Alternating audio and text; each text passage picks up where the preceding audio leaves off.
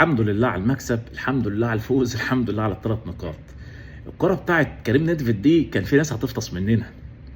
احنا لولا ستر ربنا ودعوات الناس اللي ورا الشاشات، واحنا بقينا يعني تحس ان احنا بقينا نقعد يعني جلسة دينية اكتر ما احنا بنتفرج على مباراة كورة، واحنا بنتفرج على الاهلي اليومين دول. ولا الكرة بتاعت اسلام عيسى، كنا هنموت، كنا هنتجلط، لكن الحمد لله عدت على خير. مش معنى كده ان احنا كنا وحشين، مش معنى كده ان احنا كنا سيئين، مش معنى كده ان احنا ما كناش نستحق الثلاث نقاط، بالعكس. احنا قدمنا شوط اول كويس جدا، شوط اول كان ممتع جدا، شوط اول كان لذيذ. ده بسبب ايه؟ التوظيف اللي كان موجود في نص الملعب. واحد زي تريزيجيه كان بيلعب مع محمد علي بن رمضان واليو ديانج، يعني ما كناش بنخترع ثنائيه اليو ديانج مع مروان عطيه. لبت الغرض منها، كنا بنضغط ضغط عالي جدا في الشوط الاول.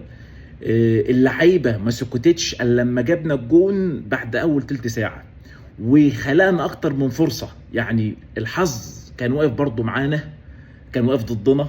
في كره زي بتاعت محمد شريف عرضت قلقنا، لكن الحمد لله كنا فاتحين جبهه شمال باسمنا، باسم بن شرقي، كان عامل خطوره عاليه جدا.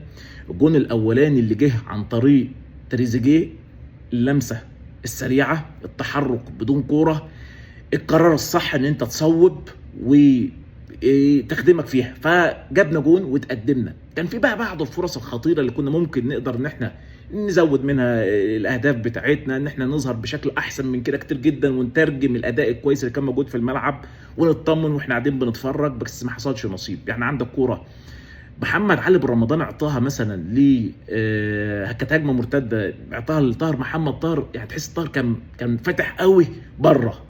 والكوره اللي كانت فاول طاهر محمد طاهر، يعني كان مصوب جامد جدا. لكن انت زي ما بتشوف بقى مباراه الاهلي، بتيجي تبص تلاقي بوفون واقف، كاسس واقف، فمحمد بسام بصراحه شال كتير جدا. وكنا الشوط الاول ممكن كنا نزود اهداف اكتر من كده لو اتخذنا القرار السليم، وكانت الرفعات فيها اكثر دقه شويه. مجمل عام قدمنا شوط اول كويس جدا. الاول خطوره جت على مرمانا انت شفتها كانت من اسلام عيسى وفخر لقاي، كانت في كوره اتعامل معاه كويس جدا ياسر ابراهيم اللي كان راجل في المباراه ديت، وكان بيضغط حتى في اوقات عالي، في اوقات كتير جدا من قدام. بانت في بدايه المباراه، بانت في نهايه المباراه. فالرجوله في المباراه ديت هي اللي ترجمت الفوز ده وخلت الانتصار يرجع لينا. احنا لما رحنا الشوط الثاني بامانه شديده، فضلنا برضو اول 10 دقائق بنعمل المطلوب مننا، والاداء كان كويس جدا، ونكون ممكن نترجم الاهداف دي، كنا نترجم الفرص دي لاهداف، وكنا نبقى بنتفرج مرتاحين، واللاعيبه في نفس الوقت كانت هتستمتع في المباراه. ممكن تقول كابتن عماد النحاس شويه اتاخر في التغييرات، فبدانا نشوف سيراميكا يمسك الكوره اللي ما كانش في الشوط الاول بيقدر ان هو يطلع بالكوره ويتنقل بسبب الضغط العالي، وكنا بنستعيد الكوره بسرعه جدا. كابتن عماد النحاس، كابتن محمد نجيب، جماعه يعني دفاعيين شويه، فاتاخروا شويه في التغييرات. ف يعني لما نزل حسين الشحات مثلا، اعطى واحده لجراديشار، ما كانش موفق في ان هو يجيب جول. لكن انت شفت التغيير الصح مع لعيب عطشان عايز يلعب كوره، كان اداء حلو جدا.